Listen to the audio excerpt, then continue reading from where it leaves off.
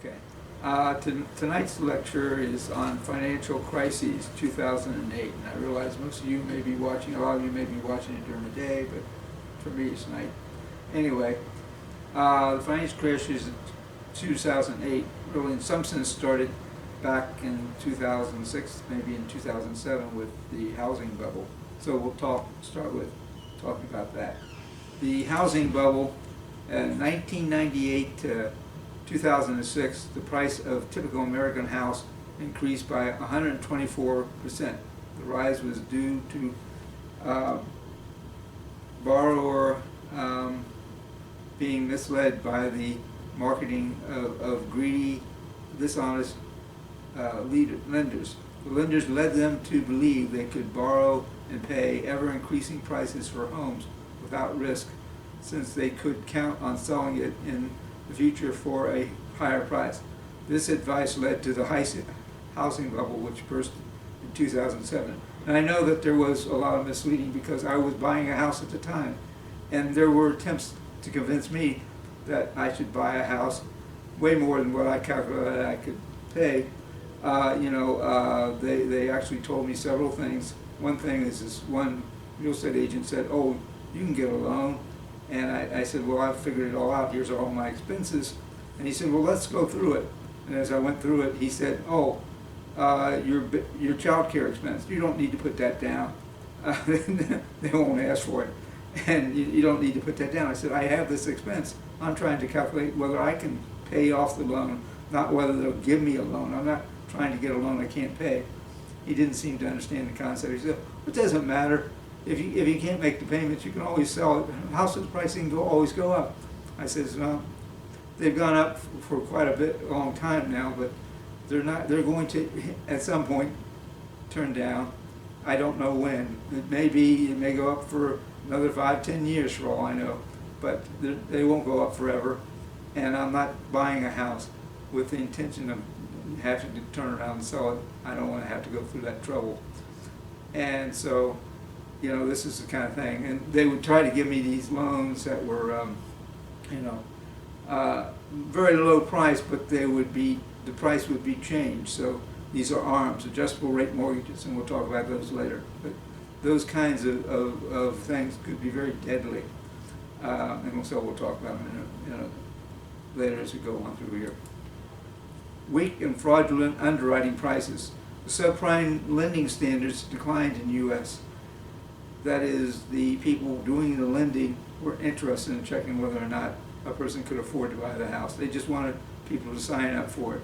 And if they wound up having difficulty paying, they didn't care, because they planned to package these mortgages together and sell them to investors on the internet. And that's what they did. In early 2000, subprime borrowers with a FICO score of 660 or less were told they could buy. By 2005, many lenders dropped the required FICO score to 620, making it much easier to qualify for prime loans and making subprime loan lending a riskier business. Proof of income and assets were de-emphasized. It was awful. I mean, basically, they didn't care. They would tell you to lie on your application. They weren't checking your application for the truth. They weren't going to look and check on your income. Nobody was going to do it, not them nor the regulators. Nobody was checking. And so there were people who were buying houses that didn't even have income. So it was pretty much crazy. Proof of income and assets were de-emphasized. Loans at first required full documentation, then low documentation, then no documentation, enabling stupid and greedy bankers to sell to uncreditworthy borrowers. When the housing bubble burst, these ignorant, naive borrowers were unable to sell or refinance, and many of these defaulted, dumping unwanted houses on a collapsed market left with debt and little equity in the houses. And so this is a very common phenomena. Adjustable rate mortgage, okay. This is a mortgage loan with the interest rate on the note periodically adjusted. Maybe in 2 years, maybe in 6 months. It would be periodically adjusted. You just read the document and tell you when it was going to be adjusted.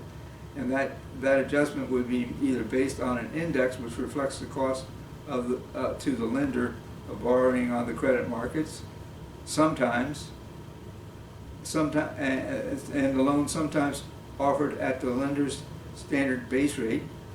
So I mean, those would be better arms than what some of them were. So some of them, they were, you know, not tied to an index, and the standard base rate was not what they used.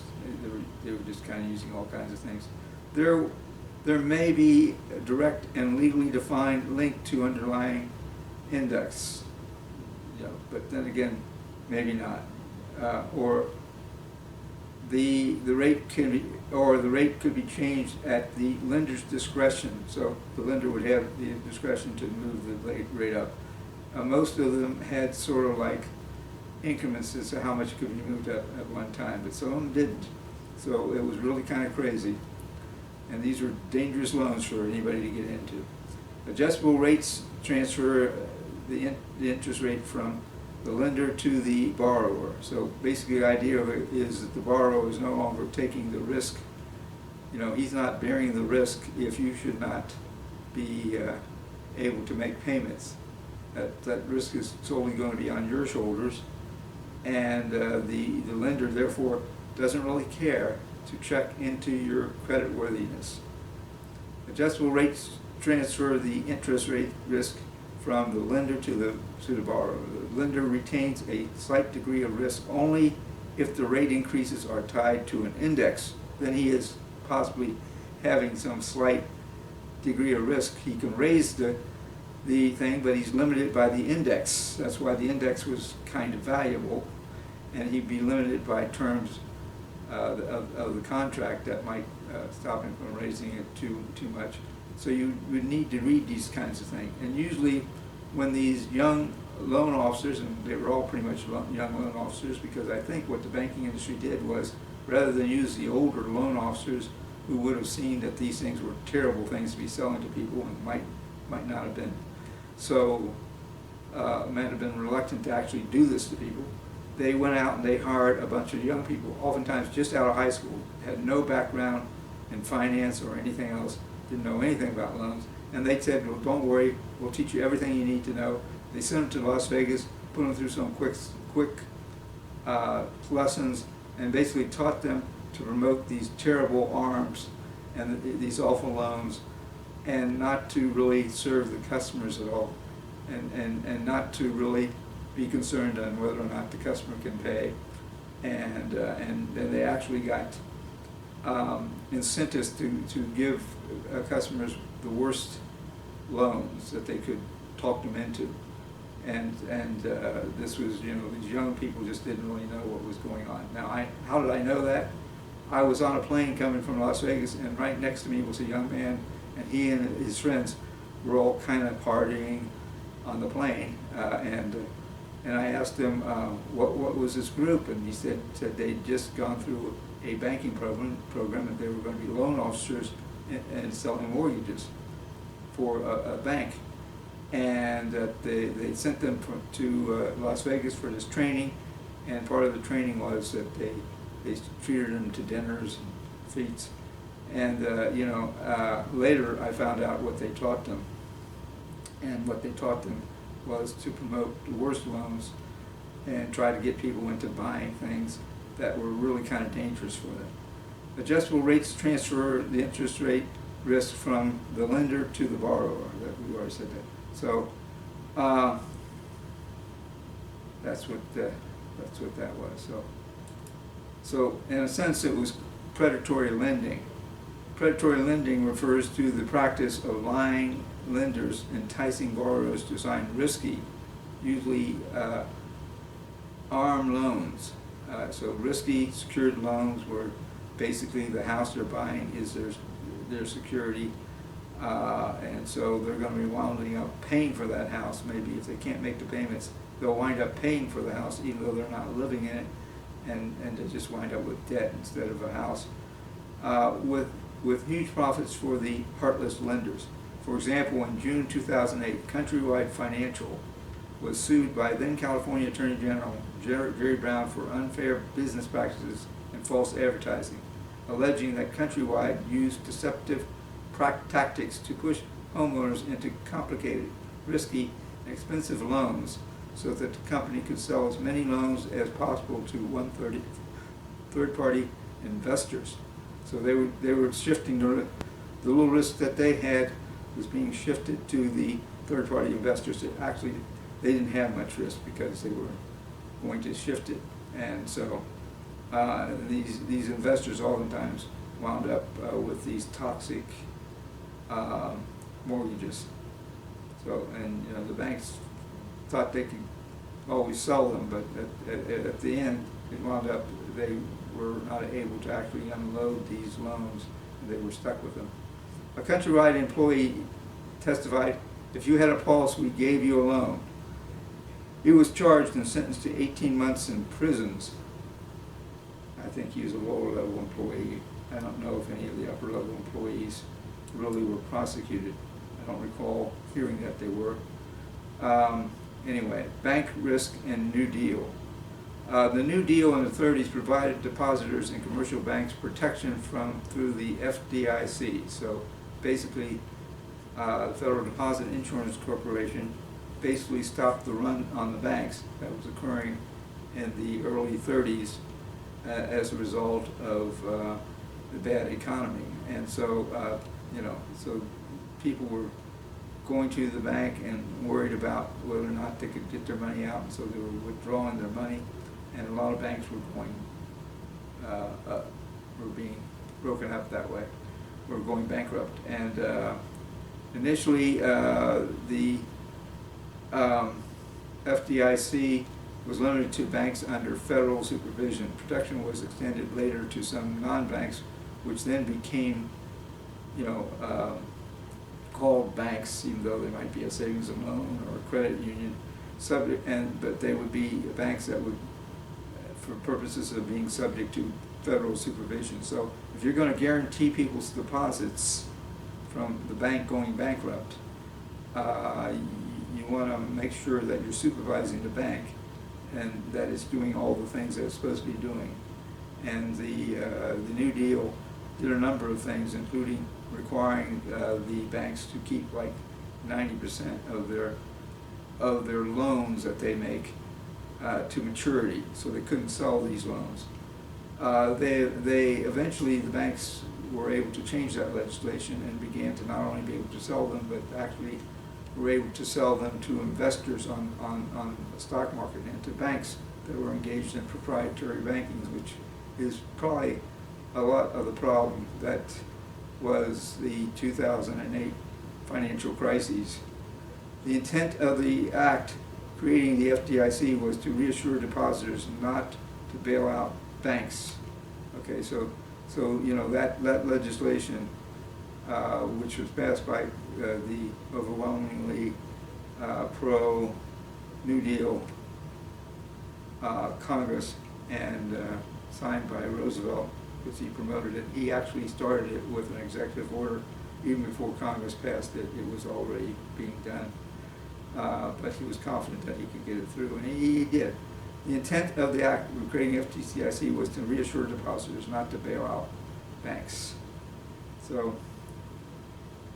we all know that there's a certain danger when you're going out. So what we you know, the legislation didn't prevent forever all the wrongdoing. I think you had a couple of decades there, maybe through the 40s and 50s and 60s, where you didn't see any major recessions. And you know, there were recessions, but they tended to be short-lived, and they tended to be not major. And you didn't have the stock market crashing again until you know, 1987. There was a crash, not as big as the one that was going to occur in 2008. There was a crash also in 2001, 2002, which was connected to the Enron scandal. So too big to we want to talk about too big to fail and moral hazard. The reason for regulations of banks is a concern nowadays. over the national and global economic after effects. It is a concern. The reason that we regulate the banks is a concern over the national and global economic after effects that result from a particular bank's failure. So if a bank goes bankrupt, and if a lot of banks go bankrupt, then the economy is going to suffer. And now the extent, and also by the fact that the government is insuring the depositors, the banks can really damage if a lot of these depository banks were to go bankrupt. Then the government can't just say, hey, okay, they went bankrupt, so what? They're going to have to pay the depositors. So, if you're going to be insuring deposits, you want to make sure that the bank is doing its part to make sure that it's not making risky and negligent loans. Negligent, I'm talking about making loans where they don't really check out the credit worthiness of the lender. They don't really check to see he actually has the income that he stated. And during 2000, during the 2000, they were actually even, all loan officers themselves were actually putting people's numbers in there, and the people applying for the loan didn't even know that their income had been misrepresented by whoever the loan officer was, who was getting an incentive to make these bad loans anyway. And so, they would just sometimes supply the numbers. And if the borrower didn't look and see how it had been changed, the loan maybe goes through, and then he'll get a loan that he can't really afford to pay. It's not good. So I was teaching at the time personal finance, and I told my students that they need to make sure if they're going to buy a house that they can afford it. It's, that they will be confronted, perhaps, as I had been, by real estate agents and bankers and loan officers who want them to just take out a loan and buy the house, and they don't care whether or not you're going to pay or not. They're not acting in your interest. They just want to make the commissions that they make for getting you into that expensive house that you can't afford.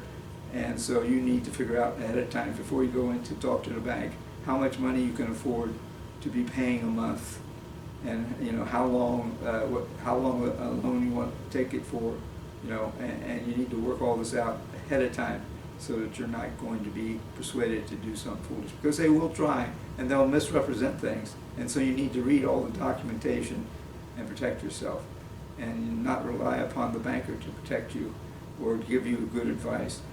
I wouldn't even trust them, even if he were, a close friend, so it's called. Okay, the reason for regulation of banks is a concern over these after effects that happen. The extant and innovative banks are too often found to be too big to fail. So they count on that. They have, over the years, from starting in the Great Depression, when they came in with the FDIC, banks didn't fail until, like I said, till maybe the earliest was maybe, there might have been a few banks here and there, but certainly there weren't massive numbers of banks. But we really don't see big banks failing until maybe the 80s. So what had happened was things had changed. There's a theory put out by a man named Minsky that banks at first do very well with their depositors, and that they have great success because the bank has at first very creditworthy borrowers. But as time goes on, the borrowers become less creditworthy, and the bank, in order to continue to grow, needs to actually find somebody to sell to, and so they start making loans to people who are not so creditworthy. And so that you see that almost happening here. That the banks were being very competitive, wanting to maintain high profits and money to show a profit and growing, and so they basically were getting these people to lie to the customers. And so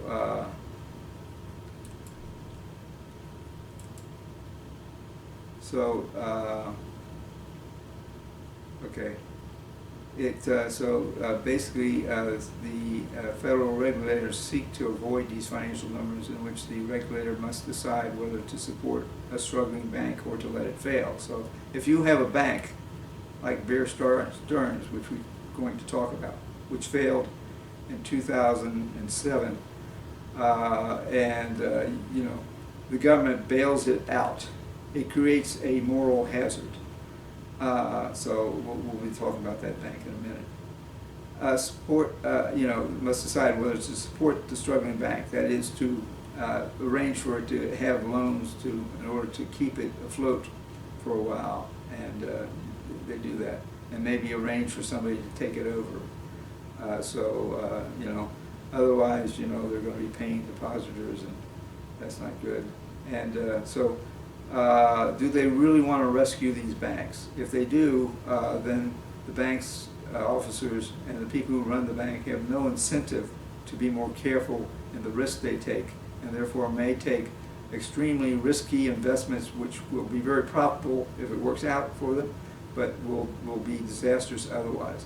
And very foolish mortgages were made, you know, to people who didn't have any income, because the banks weren't worried about keeping the mortgages, because all those laws had been changed by the Congress of the United States, who was heavily lobbied by the banking industry to do this. Okay, federal regulators seek to avoid these financial limits. However, many argue providing funds to troubled banks creates a moral hazard. I would say so.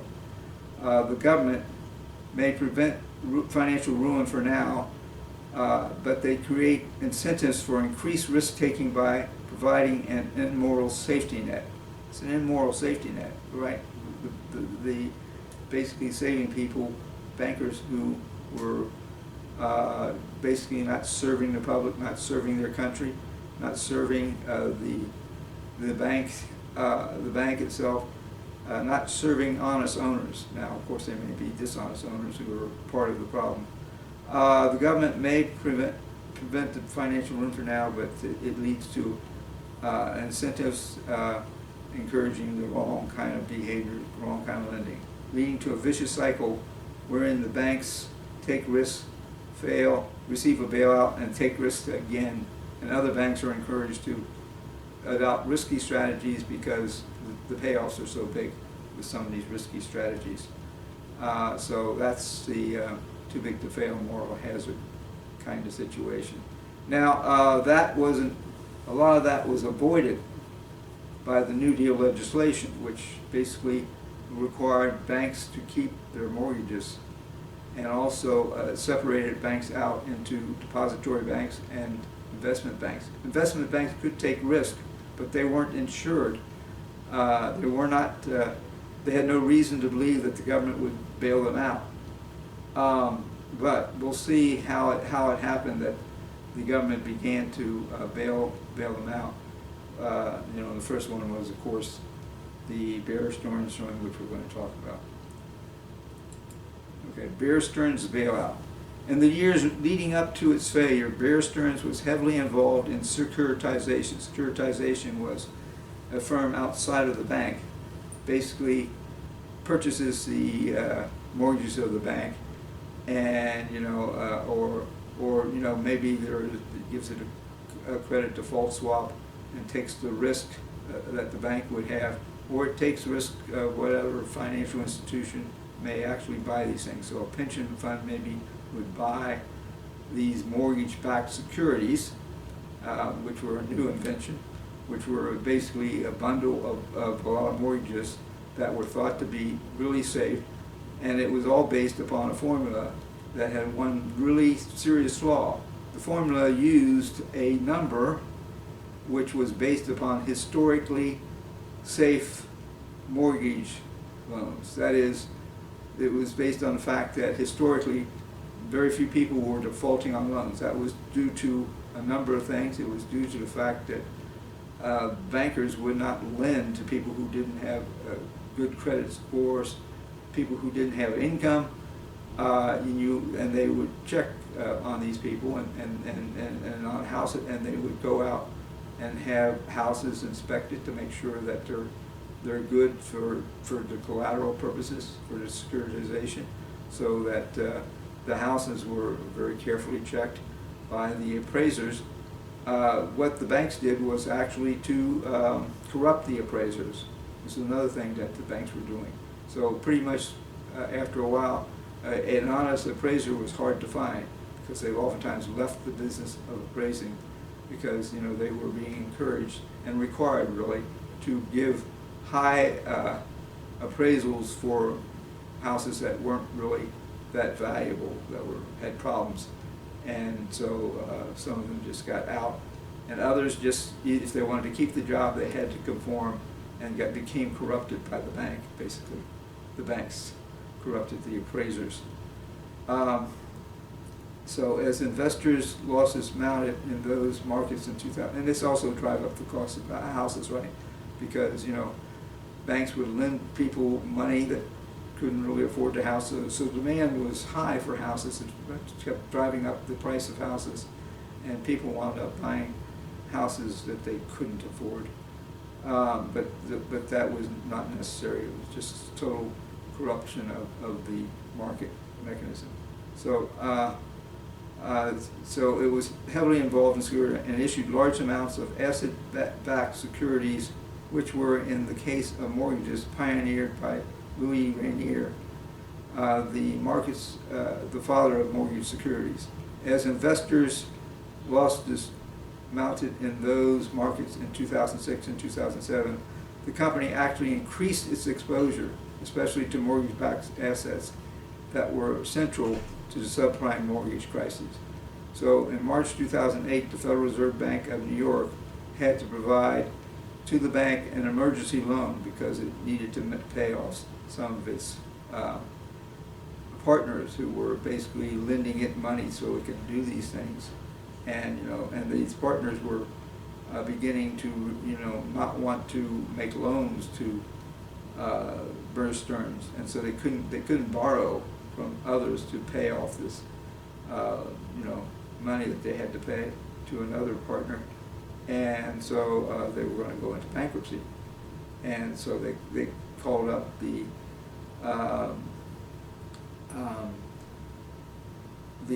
Fed chairman, and they called up the officials, and you know, and basically Paulson and Bernanke and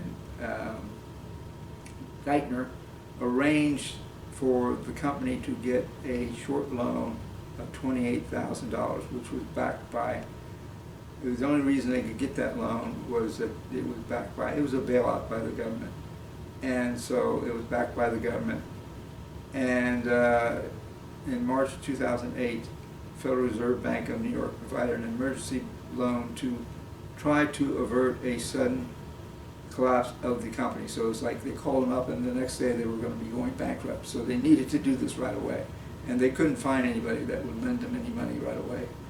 And so basically they were bailed out then, and then after the 20 days, 8 days were up, they they wouldn't be able to pay either. So the Paulson, I believe it was, managed to get J.P. Morgan to buy Bear Stearns, and in order to do that, he had to make them a deal that made it, you know, basically agreeing that the Treasury agreed to take a great deal of the worthless securities off of Bear Stearns, so that when, you know, J.P. Morgan bought the Bear Stearns, it didn't have all the toxic waste that it would have had.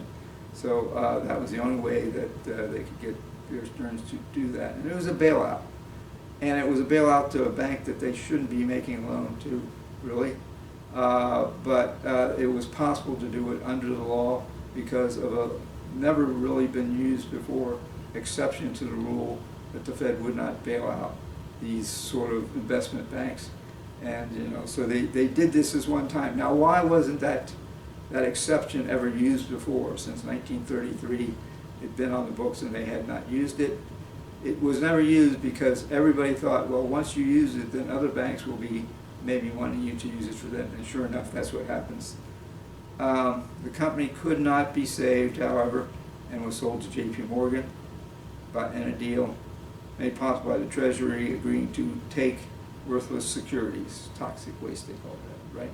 And this was before the TARP program was started before Congress approved that. This was done just solely on the Treasury's hook, where they had a certain amount of money that they could lend out this way, and under this exception, but they couldn't do that forever. And then later, when Lehman Brothers got into trouble and wanted to be bailed out, you know, Paulson said, no, we're not going to do it again because everybody will be wanting to do it. We can't do it every time somebody gets into trouble. And you know, what happened then was the very thing they feared that was going to happen with Bear Stearns happened. That is, they thought that if Bear Stearns failed, it was so interrelated, it had so many deals with so many other banks, that other banks would actually fall. So it was like a domino set, you know, where you set up the dominoes and you knock one domino down and they all go down. So all these banks had an interdependency because they were guaranteeing each other's losses with credit default swaps and buying each other's securities, mortgage-backed securities, and therefore if one of them went bankrupt, especially these major banks, it would be disastrous for a number of other banks who were dependent on them. So the whole banking system, even globally, was threatened by if they didn't bail out Bear Stearns. And really, they wound up with a lot of trouble with Lehman too. But they wound up going to Congress then. And so we come to the Emergency Economic Stabilization Act of 2008. So in 2008, Paulson went to Congress and the president, and he basically pleaded with them to give him $700 billion.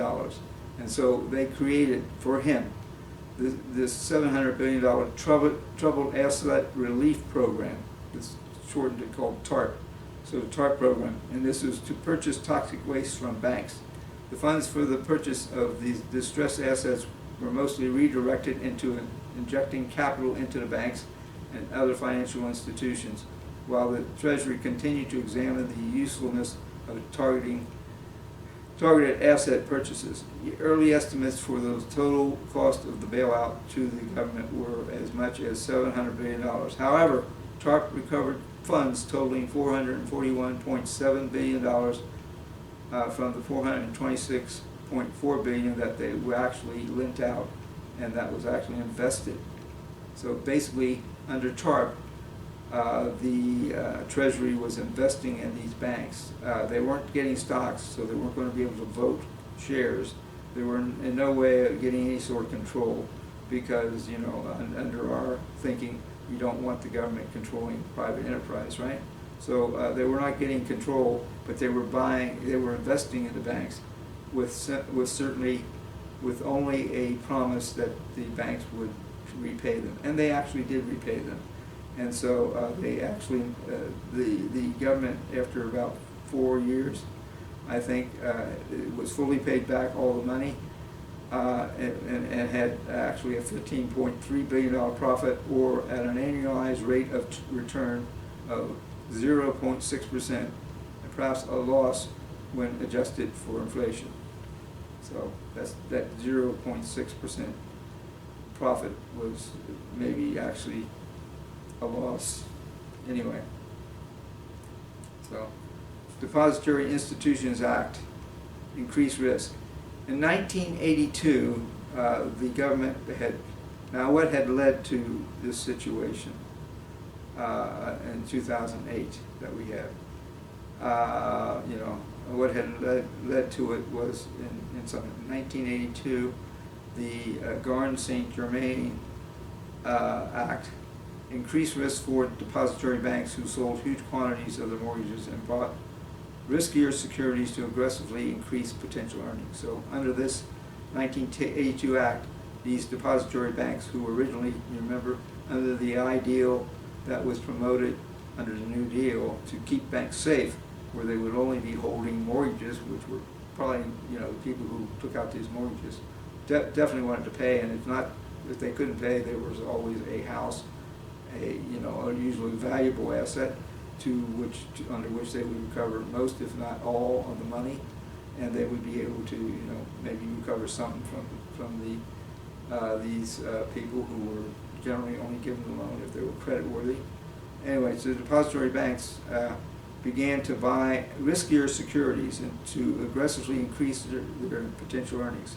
Investors who bought into the lie that the mortgage securities were safe because mortgages had low default rates. Okay, so people bought into that. They didn't realize that number, that the low default rate was on a different kind of product. You know, the mortgages, we can talk about them as being the product that the banks produce, right? They lend money to customers, and then they have this income producing thing that could be sold, except where we banned it, and we no longer ban it, actually, like we did after the question, and we certainly did during the 2000s. And so in a way, it's like a product. And so basically, those after the 1933 acts, after the New Deal, these loans were very safe because the banks were regulated, and there were standards that they had to meet, and they had an interest in making sure that they only lent to people who would be able to pay the loan and the interest back to them. And so that's why they achieved such a great rate. This was no longer true. These investors in the 2000s, even starting in the 1980s, 1990s, they were actually beginning to default at much higher rates. But they were using to justify these loans on a formula which had that old rate attached to it. Investors who bought into the lie, so people, pension funds were actually a big buyers of these mortgage-backed securities, and so you would have, eventually you would have people whose pensions were threatened by the poor quality of the loans, poor quality of the securities that underlay it. So, however, the mortgage-backed securities contain many mortgages that were not subject to historic vetting. I'm calling it vetting. That's where the bank goes through and makes sure that the person does have a certain level of income and a certain credit score, and we have reason to believe that he's trustworthy, and he's got enough money. He's got maybe some savings. He may have come in and made a down payment. So that your chances of getting your money back are much greater from a person with a good credit score, income, on a good job, and has stability than you are from just somebody who makes up a number and says he's making money when he's not. And so a lot of people were buying expensive houses with the idea of flipping them. And I knew people like that. Some people would actually fix up the houses and flip them and make a good deal of profit. But there were other people who would just buy a house and just sell it. Or there were people who were buying houses and thought maybe they would live in it, but if it got to be where if the rate got adjusted up on them and they could no longer afford it, well, they thought they could just sell it to anybody. Well, that works fine as long as the market keeps rising, as long as those prices, housing, keep going up. But in 2006, 2007, 2008, prices of houses weren't going up, and therefore people who had their rates adjusted during those years were maybe in trouble, and they couldn't get out of it the way they thought they could. They couldn't refinance, and they couldn't sell the house. So they would what? They would wind up losing the house and owing the money that they didn't pay on the house, and not even having the house, no longer having any equity in the house, because the bank was selling it, and the bank wasn't going to get fully paid, so they would wind up with a lot of debt, more than if it had been a normal market, because there were so many houses on the market, especially in certain markets. They were very much a buyer's market, and so people were not paying much for these houses, and there wasn't a lot of demand for them. So that was that. However, these mortgage-backed securities contain many mortgages that were not subject to historic vetting, and so they were riskier by banks who had no intention of holding them. That is, they intended to pass them on, but instead they got caught holding them because at a certain point other banks didn't want to buy their toxic waste, didn't want to buy their poorly, their risky loans that they had made, And everybody knew that there was a problem with those loans, especially subprime loans. So subprime loan crises in some ways. Result, many homeowners defaulted, and mortgage-backed security became known as toxic waste. Deregulation.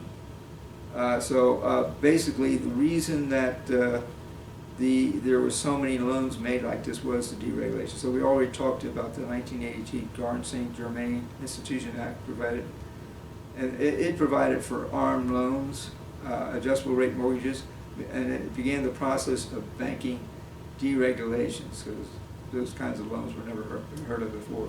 The loans that could be made were oftentimes previously, very much regulated by the government, and Fannie Mae and other housing institutions basically would guarantee people, give people insurance on their, so you could buy insurance that would guarantee your payment. If you got sick or something and couldn't make payments, the insurance you could buy that was relatively cheap. It was subsidized by the government, and so that's was a boost for the housing industries and building houses, and for the real estate agencies. So anybody in real estate in, say, the 50s, 60s, 70s, 80s, 90s was going to make a lot of money because there was so much guarantee. And that continued really in some ways, despite everything.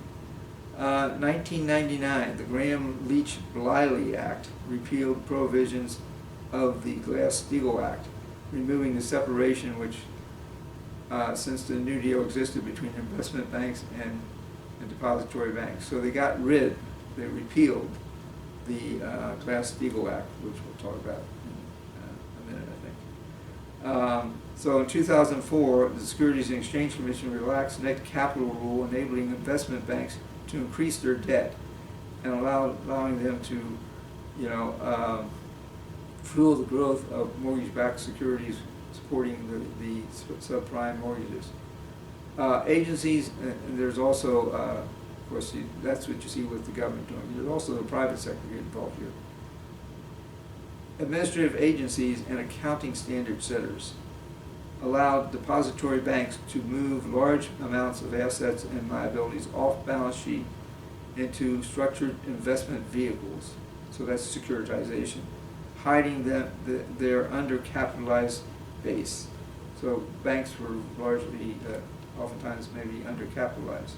So this was some of the deregulations that made it possible to actually sell these terrible loans that should not have been resold, should have been made in the first place. Lack of regulation. In 1997, Federal Reserve Chairman Alan Greenspan fought to keep the derivatives market unregulated. He didn't think it needed to be regulated. Still doesn't think so, I think. Is he alive? I don't know. Anyway, unregulated. Last I heard from him, he still thought that was right, that we should regulate these derivatives. However, the derivatives were a lot of the problem. And with the advice of the Working Group on Financial Markets in the U.S. Congress and the President, allowed self-regulation of the over-the-counter derivative market. AmeriQuest, which was the United States' leading wholesale lender, described a system in which they were pushed to falsify mortgage documents, then sell the mortgages to Wall Street banks, eager to make fast profits. There is growing evidence that such mortgage frauds may be an important base cause of the crises of the era. So that's